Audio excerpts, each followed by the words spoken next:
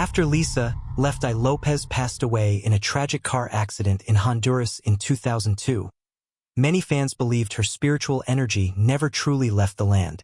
She had spent her final days at a retreat she built deep in the jungle, a small compound she called Usha Village, inspired by Dr. Sebi's teachings on holistic health and spiritual cleansing. The property, nestled near Ceiba, had remained mostly abandoned for years. Local guides whispered of strange lights flickering at night, of voices echoing through the trees, of a sense of being watched. But for 16 years, no one dared step back inside. Until Jason and Alana Moore came from Atlanta in 2018. They were a couple in their late 30s, both burned out from their corporate jobs and searching for something simpler, more spiritual. Jason had grown up idolizing Lisa. He remembered the day her death was announced on the radio. When they learned the property was for sale, practically untouched since her passing, they took it as a sign. When they arrived, the jungle had nearly reclaimed everything. Ivy spilled over the meditation huts. The greenhouse was a skeleton of bent metal and shattered glass. But the main house, where Lisa had lived her final days, still stood. Its faded white stucco walls bore hand-painted affirmations. "My energy is infinite. I am not afraid to die." They spent months restoring it. Alana worked on the herb garden. Jason set up a solar generator. They planned yoga retreats and digital detox weekends. But as the house came back to life, something else did too. It started with the mirror in Lisa's old bedroom. Every morning, Alana found condensation on the glass like someone had exhaled over it during the night. Once, a small fingerprint appeared in the steam. Neither of them had touched it. Then came the voice. Not loud, not clear, more like a whisper over a blown speaker. Came through the radio even when it was off. Jason swore one night he heard Lisa's voice say, "Don't forget the tape." He was so shaken, he dug through one of the old boxes they'd found in the attic, and inside, wrapped in fabric, was a camcorder and a high-8 tape. They watched it. It was Lisa just days before the crash, talking directly to the camera. She looked tired, but focused, as if she knew something was coming. "If something happens to me, it's because I'm supposed to go. My energy's too loud for this world sometimes." She turned the camera to the mirror. "I'll still be here. You just gotta look." The mirror became the center of the haunting. Visitors saw a silhouette standing behind them in the reflection, only to turn and find nothing. One yoga instructor refused to come back after seeing the words, "Left eye open," scrawled across the glass in red dust. Alana found Lisa's journal under a floorboard. She didn't tell Jason at first. The final pages were strange. Obsessive sketches of a human eye, notes about numerology, and a recurring phrase. "Energy never dies. It only changes rooms." That night, Alana had a dream of the house burning down. Lisa stood in the flames, staring into her, calmly saying, "You have to choose. Be still or be loud." The line between Lisa's spirit and Alana's own mind started to blur. She began speaking in rhythms, her voice low and clipped, like Left Eye in a freestyle. Jason filmed her during one of these episodes. She didn't remember it afterward. Locals started visiting the house again, unprompted, bringing flowers, candles, old TLC posters. One woman, an elder healer, told them Lisa's soul was loud but kind. She warned them to show respect, especially around the anniversary of her death. On April 25, 2020, everything escalated. Their dog refused to enter the house that night. The power cut out, though it was a clear night. In the dark, Alana walked into the mirror room and found the entire glass surface smeared with soot, except for the words etched clear with a fingertip. "I'm still waiting." They never intended to leave. But after that night, Alana changed. She refused to sleep indoors. She spent hours staring at the mirror, humming melodies Lisa had written. Jason felt like a guest in his own home. Eventually, he convinced her to leave. Not to sell the house, but to give it space. They boarded it up, buried the journal under a Ceiba tree, and left a speaker in the mirror room playing Lisa's solo tracks on loop. They return once a year. On April 25th, they bring flowers and sage. The house never decays. Vines never crawl back over it.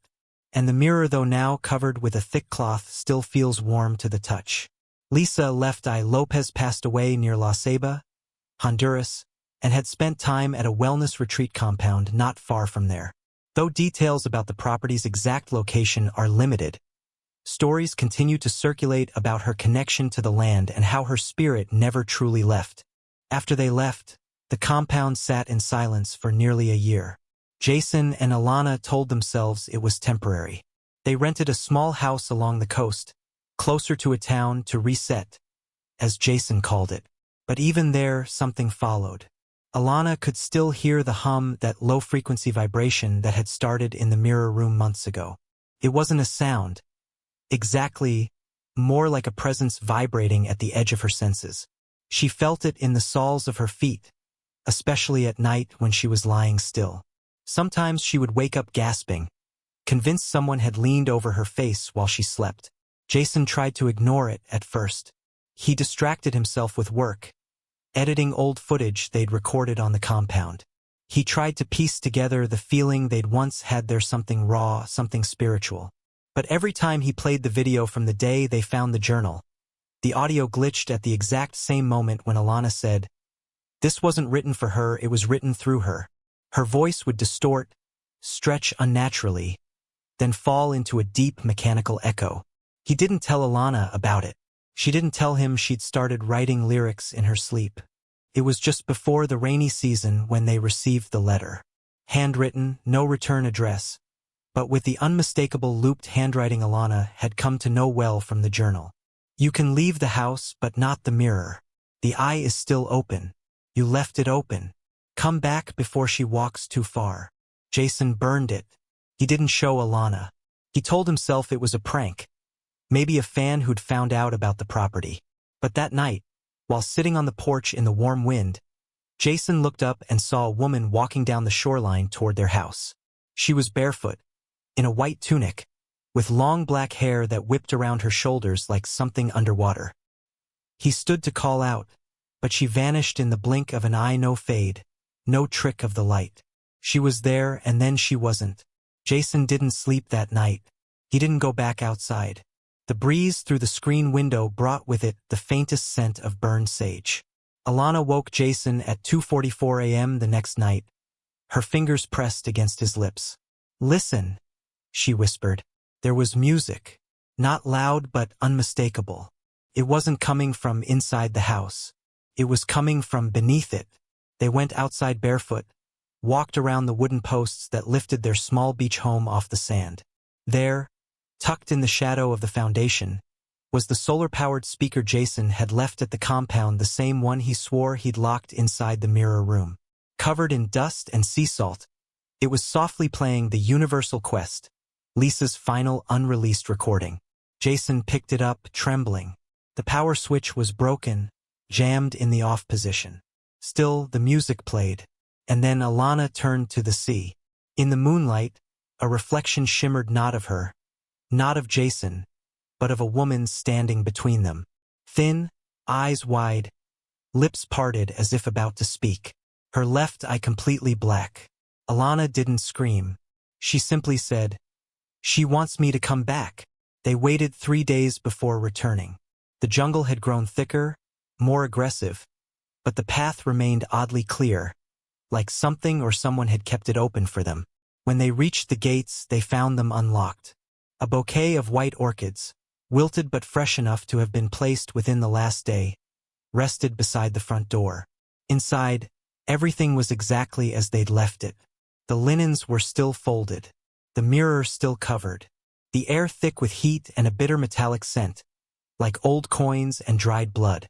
Alana walked straight to the mirror room without hesitation. Jason trailed behind, filming again, his old habit, now a kind of nervous reflex. Alana pulled the cloth off the mirror. Nothing, just her reflection, and Jason's behind her.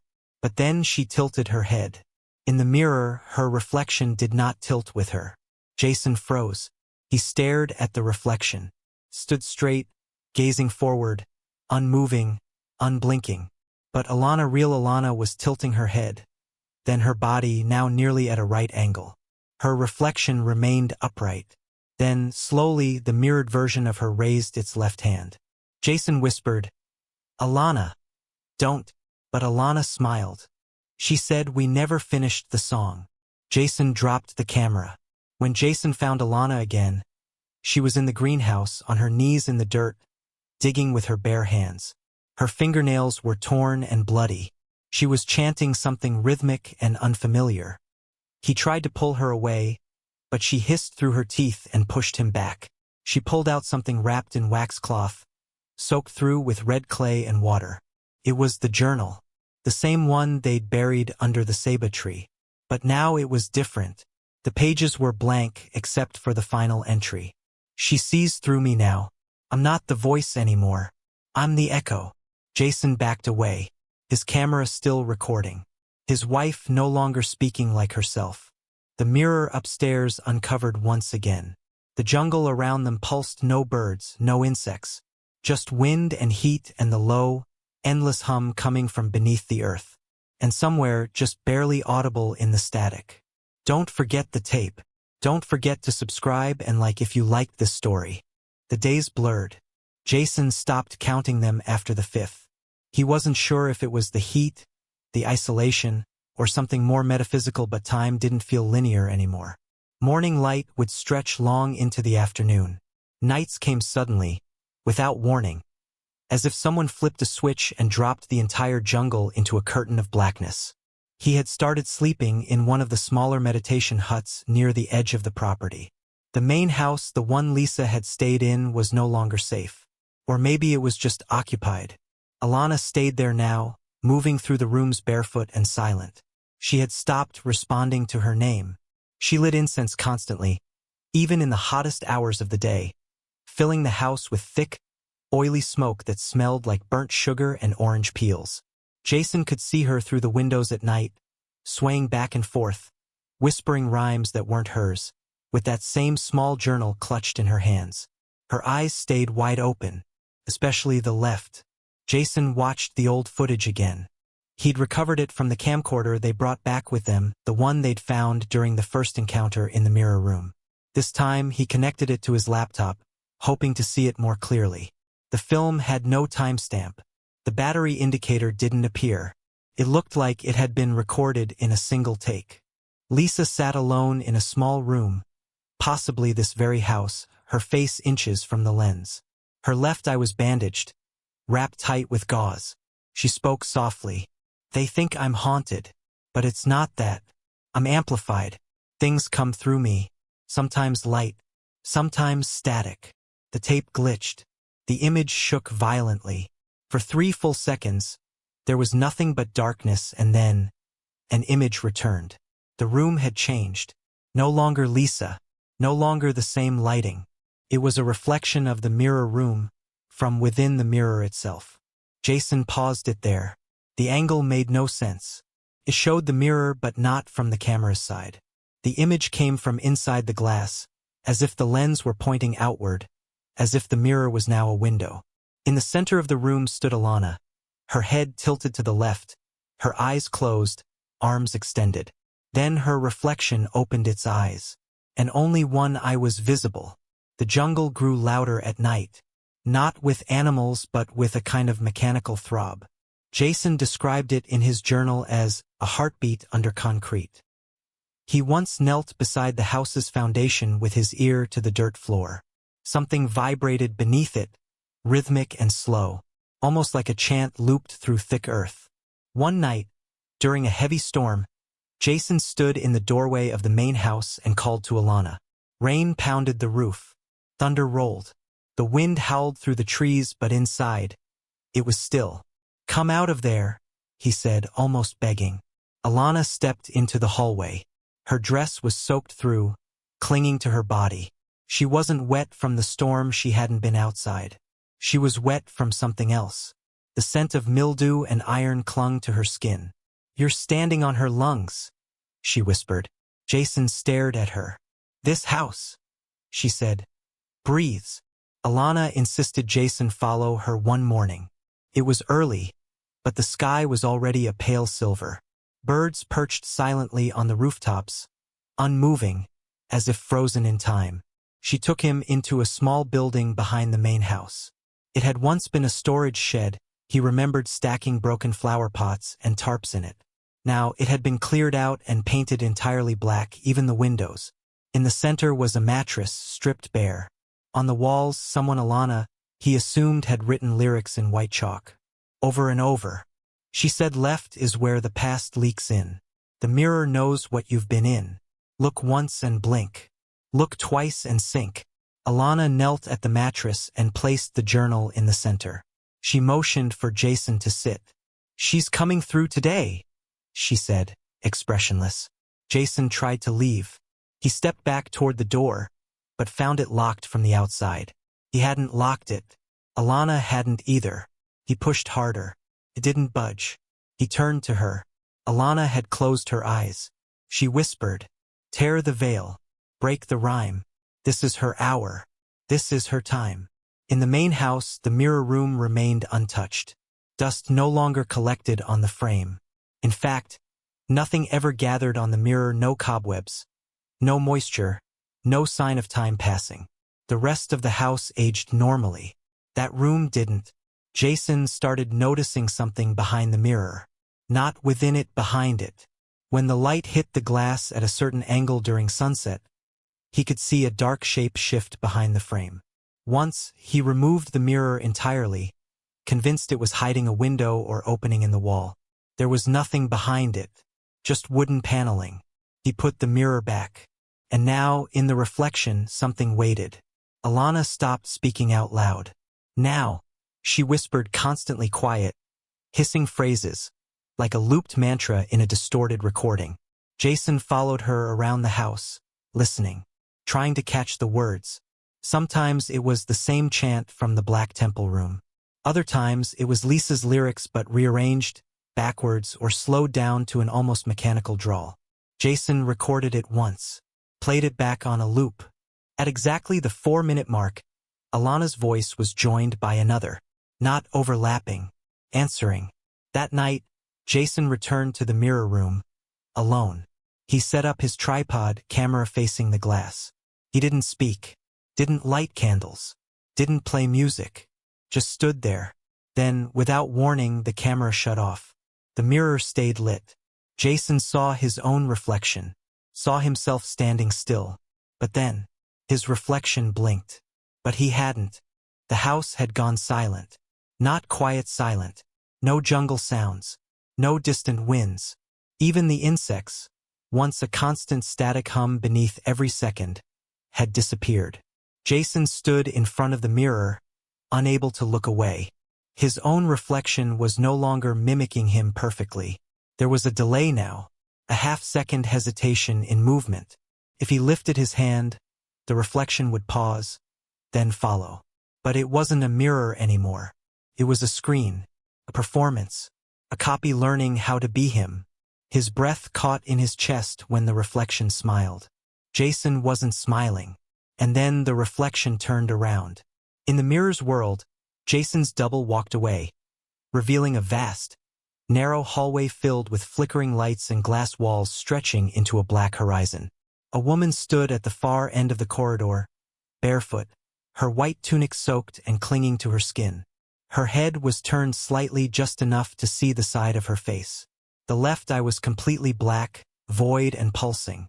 The glass in front of Jason began to ripple, like water. Then came the tap. A single sound, not from behind him but from inside the mirror. Alana appeared in the reflection, but not behind him. She stood inside the mirrored world, beside the other version of Jason, her face expressionless. Her lips moved silently, mouthing a word over and over again. He leaned in. Her reflection whispered, "Come through." Jason woke up face down on cold tile. Not in the mirror room. Not anywhere familiar. A long hallway stretched in both directions, lit only by a cold, bluish glow that came from nowhere. The walls were slick and wet, almost like skin. The floor was glass. Beneath it, dark water moving slowly. He could feel the hum again, stronger now, not under his feet but inside his bones. He walked forward. At the end of the hallway stood a door, covered in lyrics etched with fingernails. Lines from TLC songs, unfinished verses, strange rhymes he didn't recognize. Over and over, the phrase, "Energy never dies. It just changes rooms." Jason pushed the door open. The room beyond was circular, windowless, and empty except for a chair in the center. And a mirror, the same mirror. Sitting in the chair was Lisa Lopes. Not a ghost, not an image. Lisa, young, alive, present. She looked up at him with that same calm stare she'd had in the tape, as if she knew he was coming, as if she'd been waiting. "I told you," she said softly. "Some energy is too loud for the world. But it don't go away. It just gets rerouted." Jason stepped closer, but she held up a hand. "You're not supposed to stay here," she said. "You're just the echo." He swallowed hard. "Where's Alana?" Lisa tilted her head. "She listened. You filmed it, but she felt it. That's the difference." The mirror behind her flickered. Inside it, Jason could see the house again, the real world. Morning light, the jungle, the compound, and Alana, sitting quietly in the garden, cross-legged, peaceful. Lisa stood and walked toward the mirror. "You want to go back?" she asked. Jason nodded slowly. "Then stop recording," she said. "It's not your story anymore." Jason awoke lying on the grass in front of the main house. The sun was high above, warm, real. The mirror room behind him was empty. The mirror, gone. Alana sat by the garden, dirt on her hands, eyes closed. She looked normal, soft, grounded. Her face had none of the hollow intensity it had held in the final weeks. She opened her eyes. "You saw her, didn't you?" she asked. Jason didn't answer. He simply nodded. Alana stood and walked toward him. "She said we can stay," she whispered. "As long as we're quiet. As long as we listen." Jason put his arms around her. That night they ate in silence. No music. No recordings. No camera. Just wind and candlelight and the smell of earth. They never spoke of what happened in the mirror room again. But something shifted between them. Not fear. Not sadness. Just a presence. Like a third person was always with them, watching quietly from the edge of the jungle. The house never aged again. Vines never grew over the windows. Insects never returned. Every April, white orchids bloomed at the foot of the mirror room, even though they had never been planted there. And every once in a while, just before dawn, Alana would wake up to find the speaker on the floor playing a recording that didn't exist in any archive. A woman's voice, calm, smooth, intense, left eye, spoken over static. "Don't be scared of ghosts. Be scared of what silence leaves behind." Don't forget to subscribe and like if you liked this story.